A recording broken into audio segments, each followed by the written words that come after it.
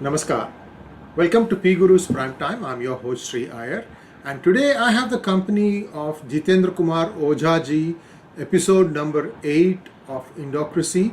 And today we are going to talk about a very interesting topic, the recent drone attacks. Is this a new era in terror war? Because this is not the first time. I'd like our viewers to remember how two countries went to war just a few weeks ago, and they said that the decider was that country that had a better drone technology. To know more about this, let's join Jitendra ji. Jitendra ji, namaskar and welcome to P Guru's channel. Thank you. Thank you very much, Sriji. So, Jitendra ji, how do you see the recent drone attacks at Jammu Air Base? Is it a new era of mechanized, non-human terror war? Instead of fidains, are we going to have China-made robots, drones, biological, chemical, and cyber attacks? What are your thoughts, sir? A few months back, I had written a paper, Sri, and I said that newer forms of terrorism are inevitable. Reason being, Pakistan continues to have both, I would say, intent and capacity, and it remains determined, notwithstanding ceasefire agreement that they have signed.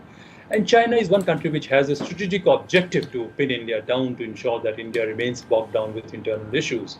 So I'm sure with advancement of technology and easier access to, I would say, this kind of lethal technologies, sophisticated technologies, rather deniable kind of thing, it is very much possible that we can have these attacks because terrorism is not going to die down in immediate future. And these states who are using terrorists as a proxy, they are going to use it. I would also say, Shri, that terrorism in India is very different from what terrorism we are witnessing in Europe, or lone wolf attacks, etc. It is very much a state-sponsored kind of terrorism for a variety of reasons, through a variety of tools. So I'm sure as long as adversaries have a reason that they will pursue it, and they know that the consequences are not going to be very high, or the consequences that they are going to face is something which they can manage. This is going to be inevitable at one point of time or other. What technology comes in has to be seen, because it has to be seen on ground that yes, whether they are using what kind of technologies or where they are making progress, etc. But as far as I'm concerned, I feel wherewithal to pursue terror remains intact with all our adversaries. And why do we face this combined hostility of China and Pakistan and use of terror? Is there something wrong with us? Or are we simply paying a price of geography? What are your thoughts? Only thing which is wrong with us is that we are too soft to these things. We believe in Vasudhaiva Kutumbakam, etc., and we have not been practicing real politics for a long time. Not now. If you see, the entire Mamluk Muslim Mughal invasion had a high component of treachery at one level, and second, collusion of section of our own people. So things are somewhere domestically, we have not been able to have a very cohesive kind of approach on handling it. Both these adversaries realize that they can do things and get away with it. With Pakistan, in these short discussions, we have constraints. We can't go beyond that. But with both Pakistan and China, we are facing identity-driven conflict. And when there's identity-driven conflict, naturally, these are very difficult to resolve. Pakistanis believe, the ruling syndicate in Pakistan believes that they are a superior race and they rule this subcontinent and they have a right to invade and this kind of things. And they were propped up by West for a long time. And they have developed this kind of negative, I would say, this kind of clandestine capacity to pursue low-cost war. Clandestine capacity to pursue low-cost war. Similarly, Chinese are very much determined, or Chinese think that, India has to be kept bogged down as part of their larger game or larger strategic goal. And that's why they feel that instead of investing costs going for this thing, why not use China? Because China, we have discussed many times on your show, Sri, China was a very small civilization between these two rivers, Yellow and Yangtze River, and slowly it has been expanding. So yesterday I was seeing, one tweet was there that Arabization, Westernization, and Sinicization of the world are accompanied with de-Indianization of Asia. Moment our influence started receding, Chinese influence has been growing. And they feel emboldened that, yes, India has to be kept bogged down, India has to be rather invaded through these indirect methods, which can be denied. And these are low-cost methods. So I think that, yes, we have, by our softness, our inability to reassert ourselves. We have encouraged them to a great extent, and we have not had a strategic approach to see that, how can we deter this kind of thing forever. And we have not also been able to have a kind of strong strategic vision about our role in this region and beyond.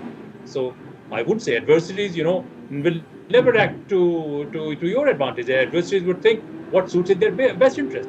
And I would also finally add that the nature of political system which is there, both in Pakistan as well as in China, in that nature of political system, it is much easier for the ruling classes or ruling syndicates or ruling establishments to show some kind of national or racial aggression, and this kind of targeting of India, this kind of covert war against India is part of that aggressive agenda. Please, Shriji, I think you wanted to say something. Yeah, for a while.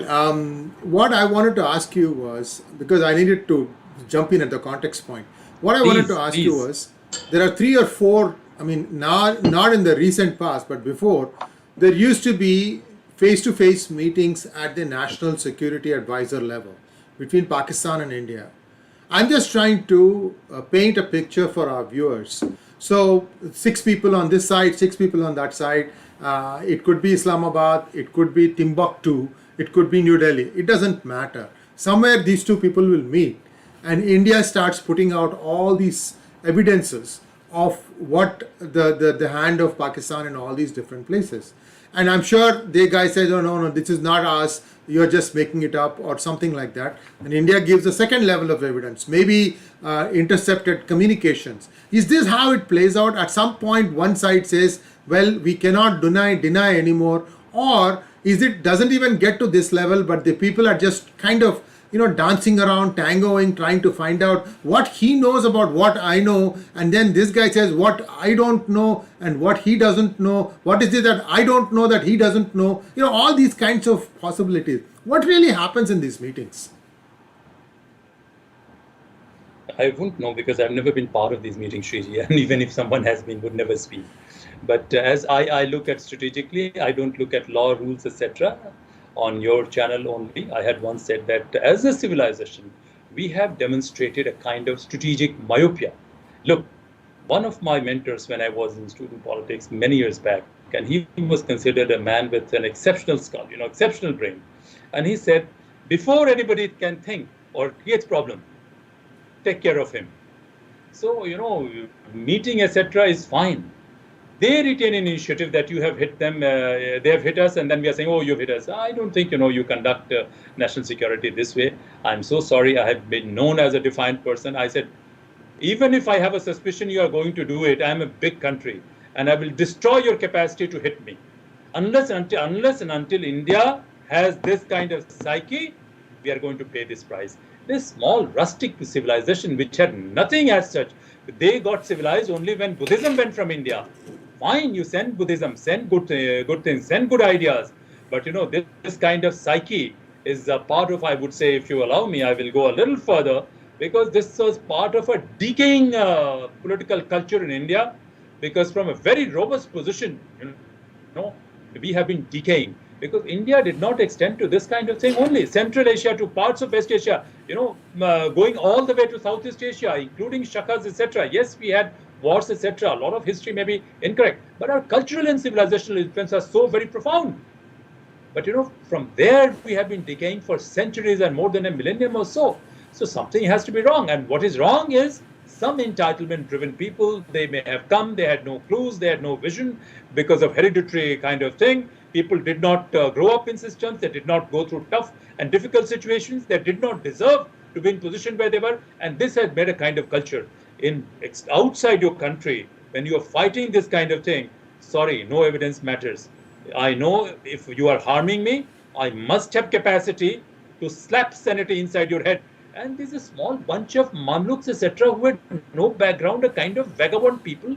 And this country, Pakistan, sometimes it is a stooge of West, sometimes it is a stooge of China. And even the West, I would say, for a long time, they were having this kind of complex that how come this kind of people who are ruled and trampled upon everybody can have such a glorious history. Even though I'm not saying that things were bad, a lot of revival, resurrection, etc. has been happening. But I think if this is the approach that we just produce evidence, oh, you're doing harm to me, I'm sorry, this is a wrong way of acting it. Don't produce evidence. hit them so hard wherever it matters. Don't hit them, this kind of thing. Don't pursue terrorism. Don't do anything. But identify who these people are and hit them so hard that they start realizing the cost of it. But unfortunately, Sri, what has been happening, that they have been taking care of and eliminating people inside our systems who can empower our own country. And Nambi Narayan case is one we are talking about, but there are hundreds and thousands of cases like this. So in this covert war, they are having an advantage, and everybody says, yeah, okay, some Indians are colluding with this, that, and then they do nothing. When their turn comes to take action, they start doing the same thing. So that is why we say, four Indians can't walk in same direction because of this thing. We have to come out of this mindset.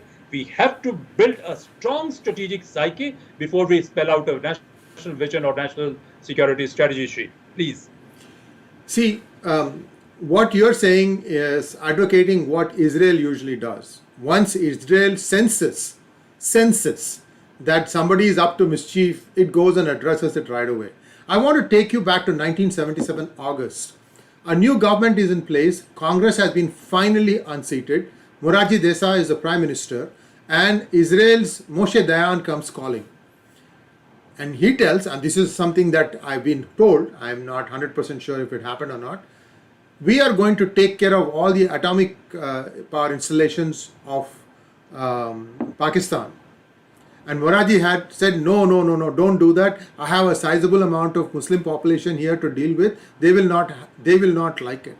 Imagine, Jitendra ji, if Morarji had just said, I never heard what you just said. If you do something like this, I will protest, but I can't stop you from doing what you think is best. That is the kind of answer he should have given. Instead, the guy not only did that, he also did more harm afterwards. Let's not go into all that. Let's leave it at that. So this point about being able to sense the other side's intentions and taking care of those intentions, India hasn't done it.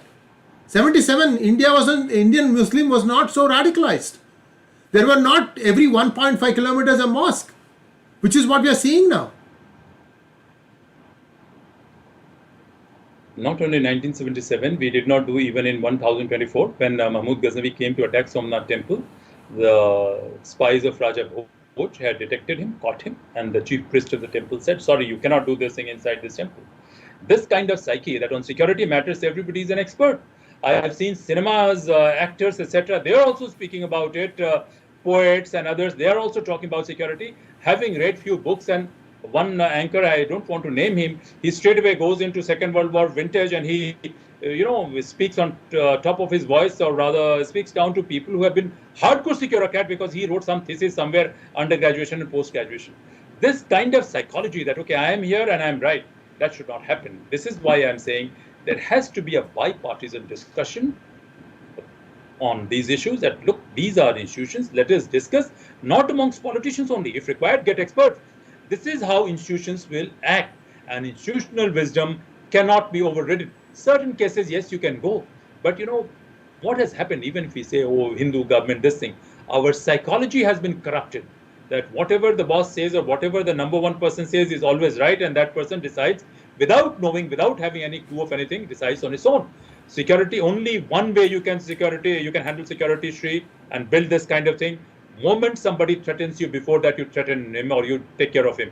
It happens in India, but not with when are we dealing with outsiders. It happens when we are dealing amongst ourselves. So when the people there, everybody is exhausted dealing with survival issues inside institutions, how much energy will you be left with to tackle something when it comes outside your country? So we are, a host of things are wrong, but we are far too bogged down by internal discords. And this is why I'm saying rule of law is not something which is aspiration for some nice, good utopian idea. Rule of law is very critical so that you can maintain domestic cohesion and you can grow. In absence of this, what happens that most of your energies will be will be frittered away in this kind of things, and you will never be able to come out with something like this, institutional wisdom or institutional resilience or a very professional work culture. So I don't know what happened at that point of time. These are things I've learned from media, but I believe that when it gets down to national security issues, there has to be integrity, or there has to be integrity in general. And this is why we are talking about Indocracy. It is simply not possible. This integrity is simply not possible with the kind of system we are having. So at tactical level, certainly deal with A, B, C, D issues, but continuously keep on working at a strategic level also, so that okay, we can build robust institutions with integrity, where wisdom of an institution, accumulated wisdom of an institution, is not overruled by politician.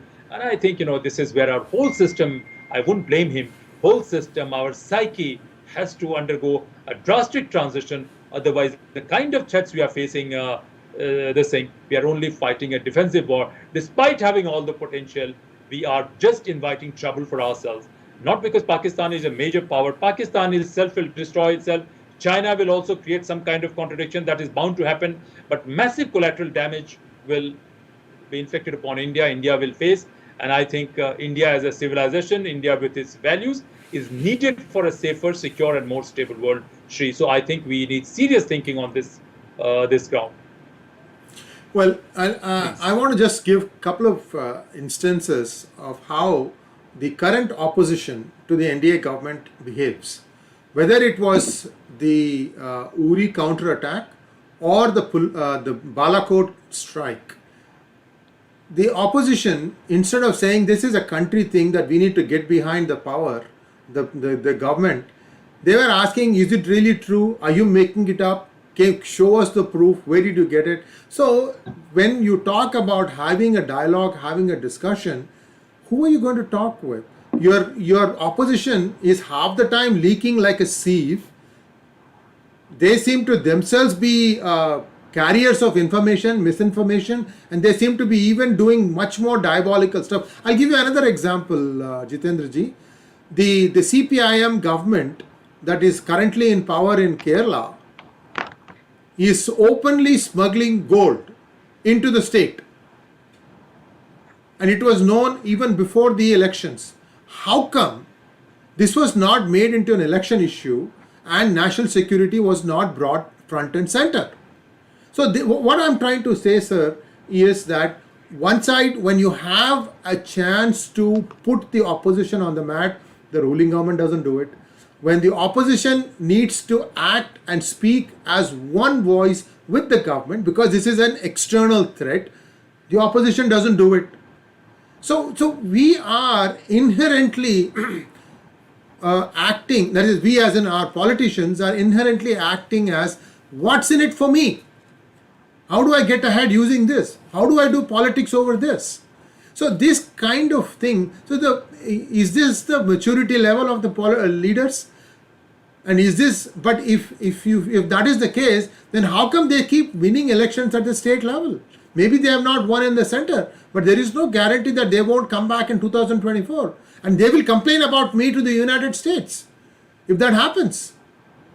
These are vicious people. My point here, sir, is, does India even have a counter-terror strategy? And how far can India trust the government of the day, trust the opposition to say, we're going to do this thing, we just want to let you know because it's important that we all think for the good of the nation. I don't think this government can do it today.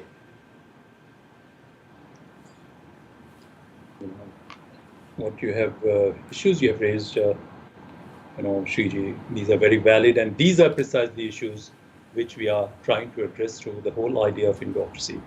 Because we realize in the prevailing system it is simply not possible. Because all said and done, I would also have gone to the extent of saying that the entire political space has been cartelized to an extent that it is breeding conflict at one level, and bright ideas, bipartisan ideas in national interest are difficult to push in this political space. Regarding opposition, etc., I feel, that fine. One of the suggestions I made last time during discussion on political parties, unfortunately, I feel that video was blocked deliberately in India, because a lot of new things we said and a lot of personal, very good feedbacks we got. We need to, instead of telling opposition how to behave in certain way, which they are not going to do. When this government came, I was expecting that there will be some kind of broad national consensus, etc., and there'll be deep structural reforms. Because within the prevailing kind of thing, where everybody, political parties have become what? A kind of syndicate. Opposition, I don't want to say anything. There was a major party, major national parties, and these national parties got converted into private limited syndicates. And by being in power, these parties were subverting governance, they were subverting national security. You have pointed it out. carrying out gold smuggling, etc., then ensuring that law enforcement agencies, they are destroyed, creating loyalists in those law enforcement agencies so that they could do their bidding. And this is not new. This has been happening for n number of years in this country, that, civil service has completely lost its spine and integrity, and still, one way it is being discredited. So what I'm trying to say, you have to address it. If you're really nationalist, you have to address it. And one of our primary objectives, at whatever cost it comes, we are going to flag these issues. These issues are not about, taking something away from someone. These issues are why we are saying these issues are very critical for eventual security of virtually anyone and everyone in this country, including elite of this country, that we need institutions with integrity. I'm also not in favor of this thing, that 90% or 95% people go to jail. I last time also said we have to create a via media where some people get an exit route, but you show that exit route in a smart way. So every time, you cannot use stick, you cannot use power, you cannot frame people here, there, you cannot discredit people, you cannot subvert democracy. Also, only to say that, your opponents are bad. You create a system, and this is where vision, this is integrity, this is where statesmanship is required.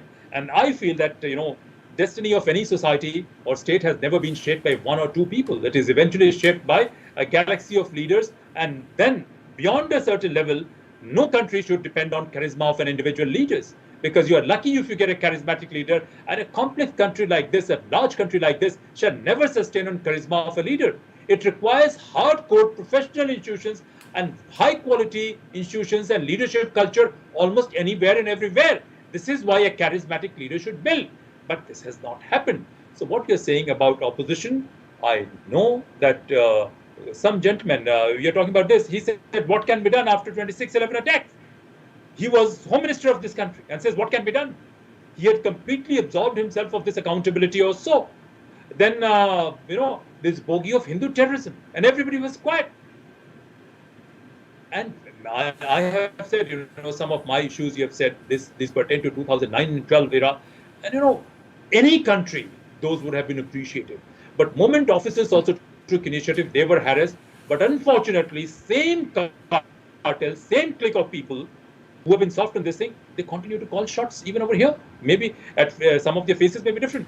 So I don't think, that by saying opposition A, B, or C, or D, we can blame. We need to create a completely different kind of psyche, Shriji. We need massive restructuring, because cosmetic changes are not going to take us anywhere. And India is important. Many times we said India is important not only for people, but we have said for stability and security of entire world. And we should, when we're talking about, about rich heritage, our rich heritage was what? I'll tell you to conclude the story of Rishi Bhrigu. That I'm sure, I don't know whether I've told you or not, that Rishi Bhrigu had the audacity to go to Lord Vishnu and hit him on his chest, because he was a sage supposed to be a man of absolute integrity, and he could question him. And the power, the greatness of a leader is in politeness, or its system is in politeness, that anything which is coming from, wise people with integrity, with unconditional altruism, that has to be heard. Not that you act upon it, but at least listen to that. So I think, all said and done, we have come to this Mamluk psyche as our political establishment across divide is varying degrees to Mamluk psyche, and real resurrection of India has to be by its own values. And our own values are not being subservient, not being, something that we completely, we are obedient.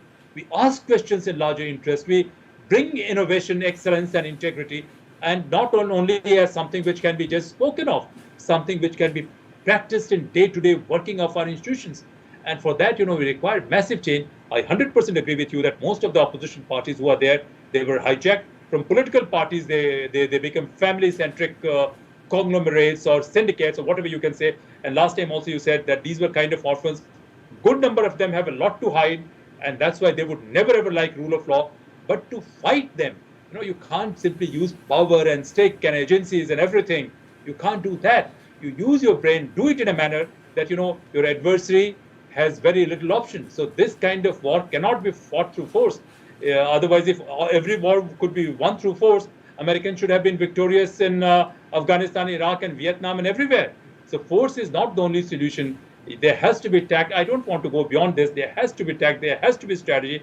And you win it in such a manner which does not appear spectacular, but at the same time, your adversary is completely cornered. And I don't think that kind of ideas are coming up right now, and it doesn't seem possible even in foreseeable future, Shriji.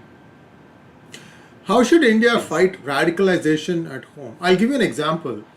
20 years ago, many moderates from the minority religions, especially I would say Muslim community, they were just like us. Except when they said what their name was, you couldn't figure out that this person happens to practice this particular religion. There was a centrality about the thought structure. Everybody thought, they looked at something and they just applied their mind to solving that. But what I'm seeing lately, Jitendra ji, is that even such moderates are being forced to, for example, shave their mustache and grow a beard. And some of those who are close, if you ask them one-on-one, hey, what happened? Why are you doing this now? They just, shake their head and say, we are being told to do this thing. If we don't do it, we are facing some problems. And they are very, very, very hesitant to say what kind of problems they are facing. So there is some inherent pressure to try and conform.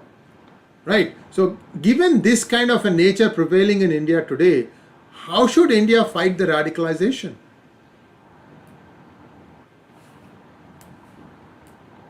Shri, I will again tell you one example.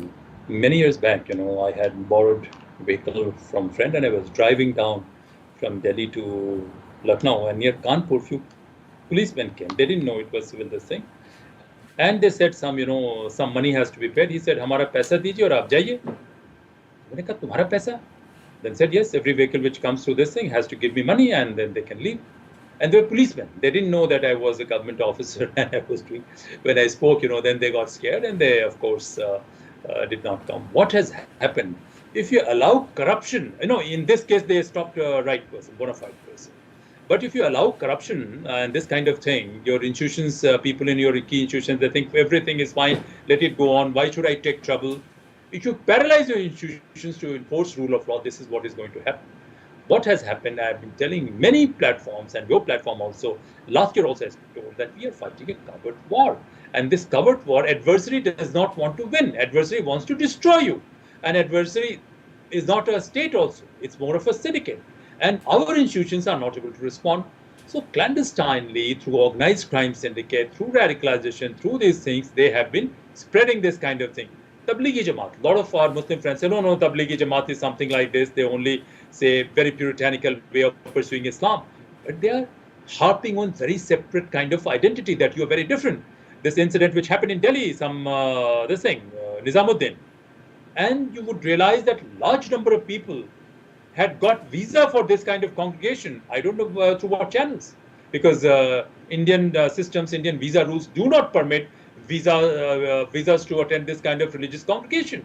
So and this Zakir Naik, of course, this government, all said and done, I think it was entirely due to personal initiative of Prime Minister, Honorable Prime Minister. It has acted tough. This Zakir Naik was shunted out.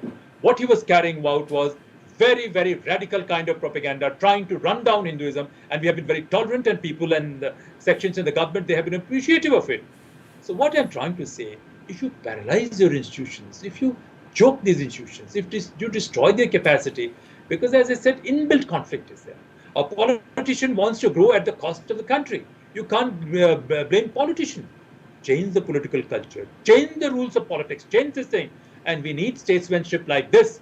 We are not in a position to do this, so we are voicing ideas like this. We are throwing up ideas in public domain to this effect. So I 100% agree with you that this is a problem. First way is to enforce a very credible rule of law, number one. Number two, complete curb on radical propaganda of any nature.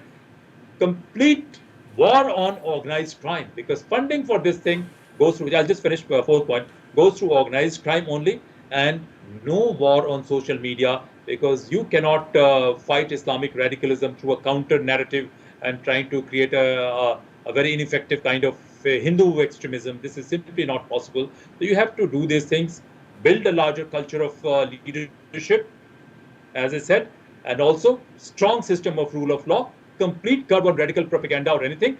Compulsory education where national ethos have to be taught, and avoid this kind of social war on this identity-driven war on media, because this is only going to feed Islamic extremism. So Islamic extremism, war has to be both domestic and global, and state has to be a critical part, and rule of law has to be strengthened to that extent.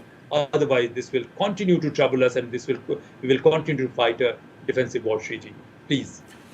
Jitendra ji, let's just trace back what happened to Zakir Naik. There was a bombing in a Western people frequented place in Bangladesh.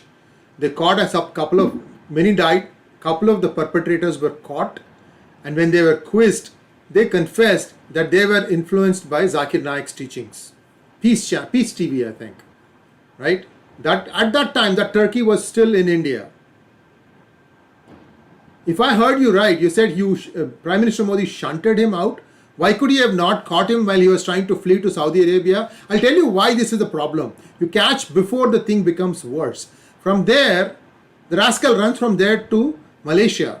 And today, the Malaysian Hindus are getting front and center, barrel after barrel after barrel of total fake narratives. If you think you and I hear it, they are getting their ears filled with it. And I don't know how much you've looked at the Malaysian social structure. The Hindus, 10% or less, or 9% probably, they have to do it all on their own. Meaning, their ecosystem needs to find jobs for their children, they need to find education for their children, they need to find growth paths for their own children within a very narrow ecosystem. That is how bad things are in Malaysia. And then this rascal is now sitting there and spewing all kinds of venom. And India keeps asking, extradite this guy.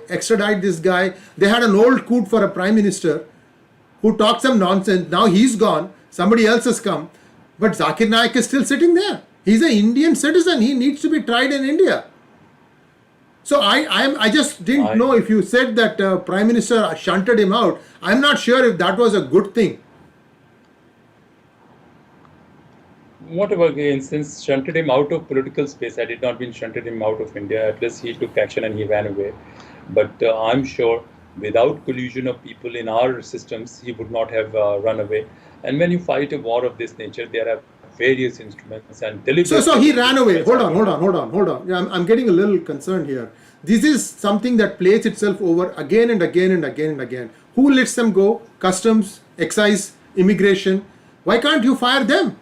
Why fire Jitendra Kumar Ojha for doing his job? Because in this war, what has happened, this organized crime networks who are working here, they have hired people in our systems. And moment they find anyone, I'm alive, I'm lucky to be alive, Shri, and I don't care. I've told you, I've lived my life and I'm least bothered. What they have done, they have hired people. And people who have hired, I gave you an example of, how policeman says, you give me my share and you do whatever you want to do. That is the kind of system we are having. Someone told me 2 days back that there was one case in Haryana, some poor fellow had died. And the policeman was thinking, inspector was thinking, how to get money so his family could not get money. Then he borrowed or begged money from this thing. Least bothered about protecting rule of law, protecting this thing. If you are having this kind of system and you are expecting this system to deliver, this is not going to work out. And we are so lucky, Shri, that despite this rotten and subverted system, we have people within these who are working very hard. But the whole thing requires a major strategic restructuring, because the kind of poison he was spreading, leave aside certain people who didn't know I'm Muslim and I was there, as a friend, nothing as this thing. I have lots of friends in across all communities, and sometimes I walk down to them, said they didn't know. And they kept on praising Zakir Naik, he does this. And this was 10 years back, 12 years back, 2008-9. And, it was difficult to convince them that, look, you're trying to destroy or run down identity of others. I would say, Shri, cannibalism has been practiced. Some people ate another human beings. They ate their flesh just to demonstrate their superiority. We only know the case of Idi Amin. So this kind of psyche of cannibalism is there in this kind of perverse ideology. I don't think this was taught by Holy Prophet of Islam, or even if it taught, I don't think that that needs to be upheld. I'm sorry to say this thing, you cannot preach hatred against another community. But having said that, I also do not approve of any hatred against someone simply because the person is Muslim, because in that community also, we have lots of statesmen, we have lots of military generals, we have lots of scientists, we have lots of this thing, and they are good human beings. So this is abuse of religion, this is abuse of emotions related with identity, and our systems are not in a position to pursue it. And that's why I'm talking about Indocracy, because the rules, laws, etc. we are talking about, these were evolved in West in response to their needs. And when we see right inside our own this thing, that these rules, these laws are not in a position to address our issues, Sri, and we still want to continue with it because our political class is comfortable with it. We have a corporate class whose large section of whom their core competence lies in robbing banks through various kinds of means and building a culture of crony capitalism. Certain sections in bureaucracy, they have their own interest, but they don't realize in long run, all these things are depleting collective strength of India. All these things are eating up our civilization. We don't realize it because we think, well, it concerns or impacts someone else. But this is what I would say, Sri. We need to be more careful. Our objective should not be on targeting Muslims. No, Muslims must never be targeted. What we need to target is this kind of poisonous streak, this kind of cannibalistic instinct, which has been camouflaged in the name of religion. So that has to be destroyed, and that is the only way. And at least on our soil, we should completely deny space to them. And this is not possible through existing institutions, and existing psyche and existing work culture. Okay, let's take a look at our neighbor. Now, in your opinion, why did US not? Why was US not able to exterminate Taliban? Now, with Taliban very much in the scheme of things, will Pakistan be emboldened to renew terror attacks on India following the US withdrawal from Afghanistan? Is that a new front that we need to be worried about too? We always had this front. But as long as the United States was there in Afghanistan, we had a bit of relief that things were very stable. Why has US not been able to complete this war? I would say two things. Firstly, this war itself is very complex. There's a paper of mine. It's a concept paper based completely on my ideas and open material researches, where I have said, this kind of complex, identity-driven, clandestine, covert war, combination of subversion, combination of insurgency and terrorism, especially in a terrain like that, is very difficult to fight.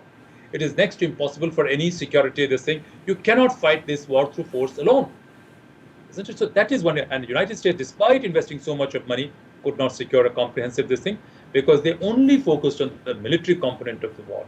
They did not focus on the radicalization. They did not focus on organized crime. They did not focus on propaganda. They did not focus on deception, which is practiced by Pakistani state.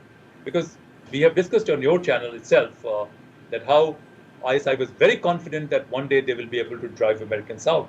And this is possible because a lot of people, members of think tanks, they are the people whom I interact with, they say that sections of American establishment itself may have been subverted by organized crime because, some building has fallen on a coast somewhere and in your country, excuse me, and tales of corruption are surfacing. So corruption is a reality even over there.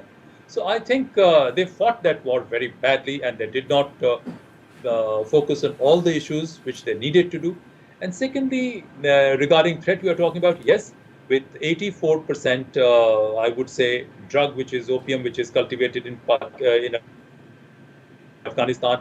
Pakistan is a major trader, and with kind of manpower, etc., they can create instability and they can target us. Yes, it is possible that, a group like Taliban or this kind of group, they always develop some differences at one point of time or the other. These groups can't entirely be controlled. So these groups may splinter at some point of time. But, the net consequence will be, I would say, a larger instability, larger disorder, and lots of difficulties for people in Afghanistan. We have huge investments over there. Those installations can face damage. There can be something of this nature. And even if you have not asked a question to me, I would say that India needs to, if you are really serious, India and the world and the legitimate corporate leaders, legitimate political leaders, excuse me,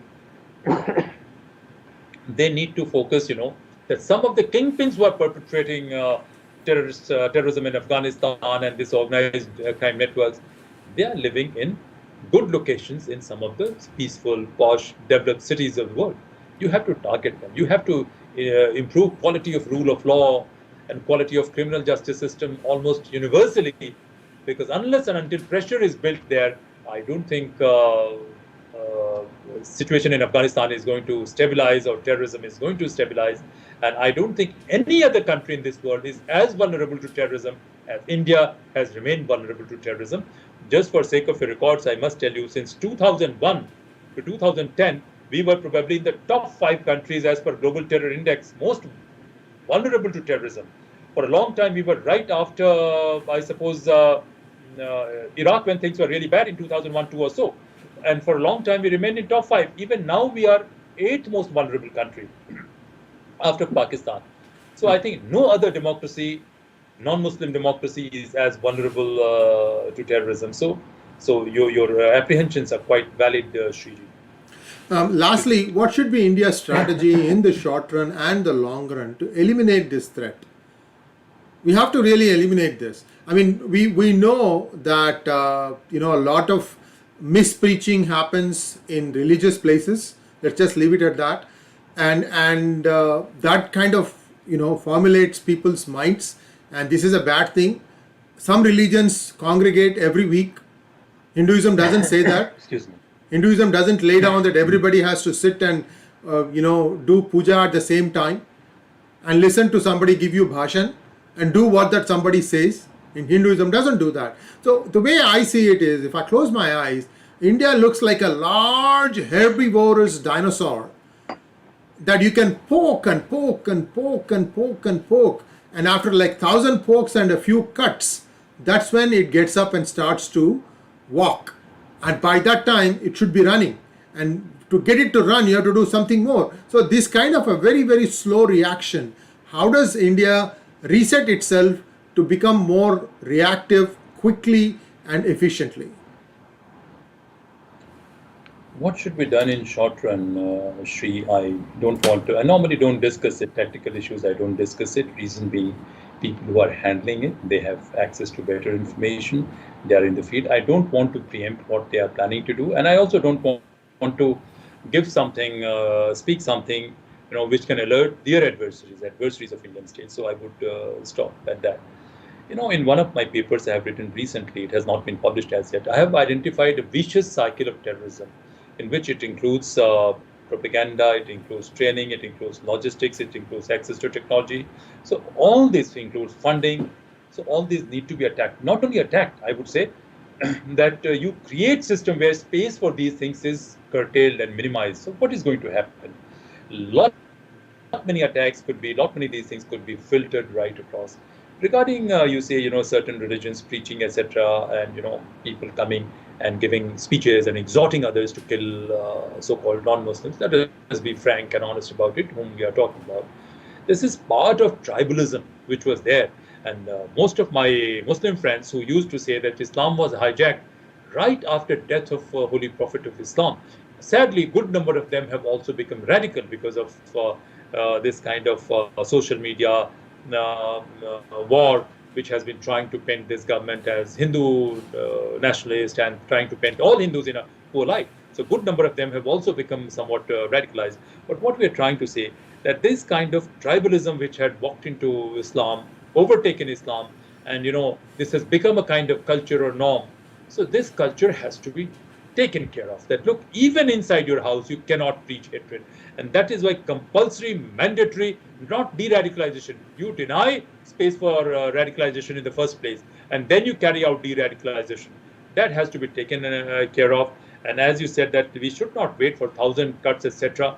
We need a more dynamic and efficient system, and this can be created, Shri. It's not that it cannot be created. This can very well be created.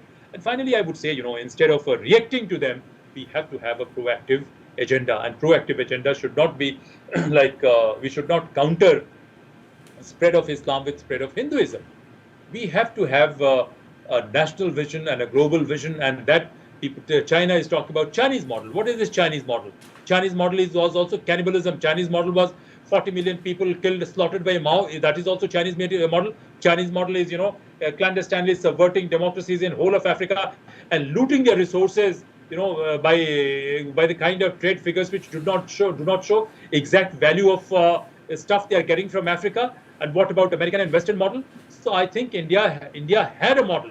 When Srivijaya Kingdom was there in Indonesia, we did not extract resources from there. We did not impose jizya on people over there. When Sun Temple was there in Cambodia, nothing of this kind happened. Or even in Mongolia or in Tibet, spiritualism flourished.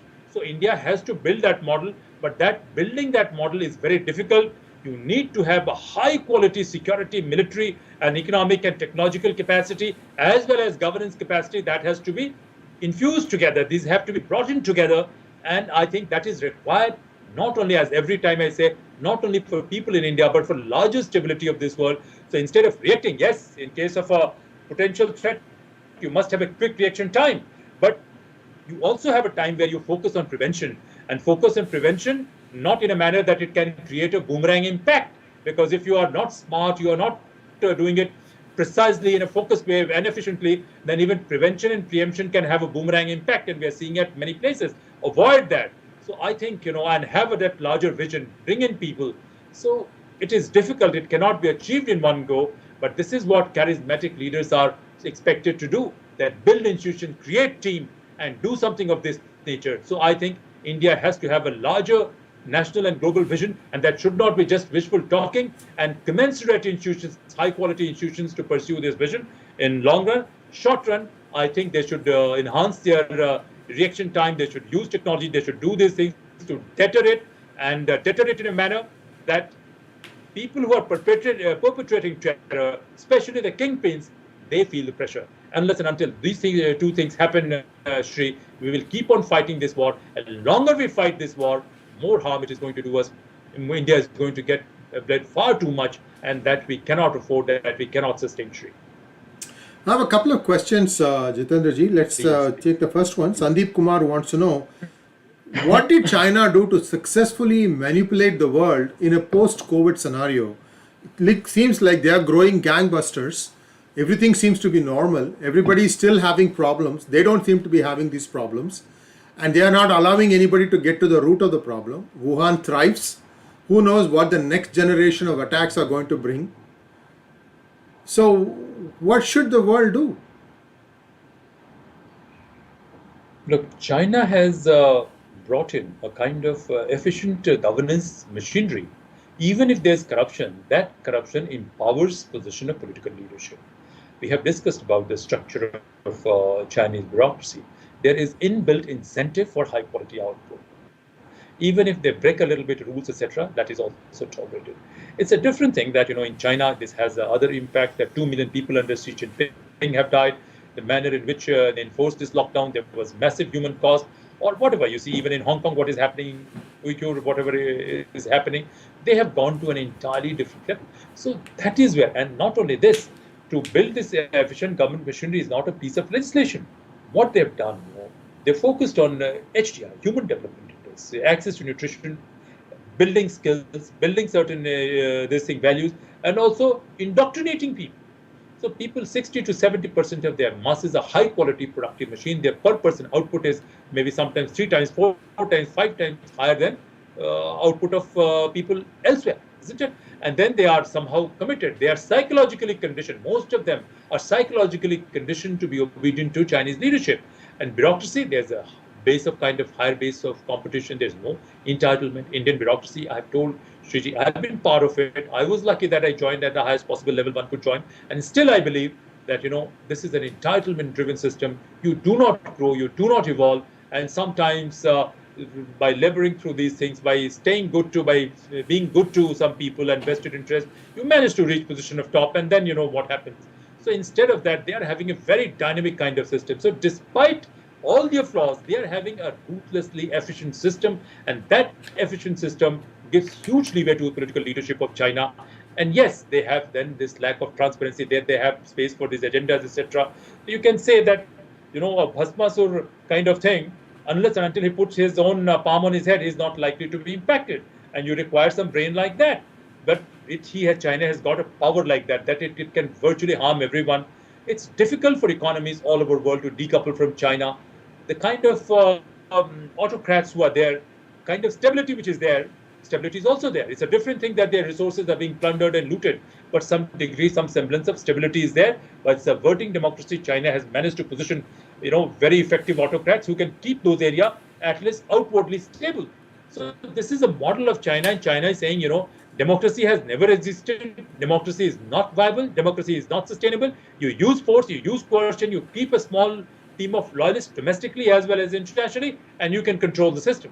So, the whole world has to come out with innovation, and Indocracy that I'm talking about is one innovation where we are talking about how to build trust. It will not be completely an automatic, but yes, there will be much greater space for building trust, collaboration, and high quality competition. Unless and until democracies refine themselves, unless and until democracies rediscover themselves, I don't think China is likely to be stopped. China will land up inflicting huge damage on the entire world. It's a different thing that internal contradictions of China at some point of time will blow up. These are going to cause massive instability within China also.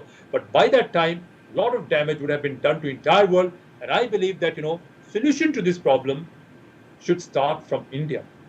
Because India is a civilization much older than China. So innovation in scientific innovation in institutions of democracy has to start from India. How can we optimize our capacity? How can we do this thing? So, it's a kind of war of wits also, war of ideas also between societies. But I hope that, we are trying to throw up some ideas. Others are also trying to do that. But most Indians, they only offer commentary, lament, and etc., etc. We are not doing that. We are trying to offer a very concrete roadmap. If you are able to come out with these institutions, I'm sure that's the only way China can also be humanized, I would say. We do not have to destroy or harm China. We have to give an alternative model which is far more appealing to China. But by preaching does not happen. It has to be practiced, it has to be perfected, and its strength has to be demonstrated, and that's not happening. Next question is from Venkatram Muthuswamy. India is now independent for 74 years. Which country can India say is my friend through thick and thin, and why? In international relations, there are no friendships. No thick and thin friendship exists. Some are friends because they need something from you. Some are your friends because they fear you. These are only two considerations. There is no factor beyond this. Yes, you have to be nice. You have to couch these things in beautiful language so that, it does not sound unpleasant. So I think we should get out of this psyche. Yes, India, great civilizations, really genuinely great civilizations. What do? They create an outer ring of security. India's history is not known, but what enamors me, not that because our families were, reading or writing scriptures, not because of that, but otherwise, we had at one point of time, we had created a ring of, civilized societies and states around us. Democracies in Europe, after Second World War, they tried to create a kind of democratize this world, but they did it in a partial way. That they talked about democracy, they continued to patronize some of the dictatorships, some of the tyrants, some of the oppressors, some of the authoritarian regimes. They continued to deal with them because their democracy, genuine democracy, as I say, it is still not there in them. So they did it, so they could not succeed. So I think instead of, saying who's my friend and who's not my friend, you be large, you be benevolent, you be good. Use when people, they need us, we must use them. We must get best out of them. And those people who fear us also, we should not oppress them. That also, this is what Indianism is all about. But we need to be extremely powerful, not that your GDP, GNP and everything reflects your power. In interim, you can manage through innovation by building a stronger and this thing. Few dedicated people, few dedicated leaders in every sector, they can transform the whole thing. So I do not believe in the idea who is my friend and who is not my friend. There are no permanent friends and there are no permanent enemies. Let us be very clear about it. We have to have our own vision and then we have to build friends. If India's model is strong, if you're powerful, you will naturally have a lot of friends. And even when they are your friends, keep your eyes and ears open, which we don't know, which we don't want to do.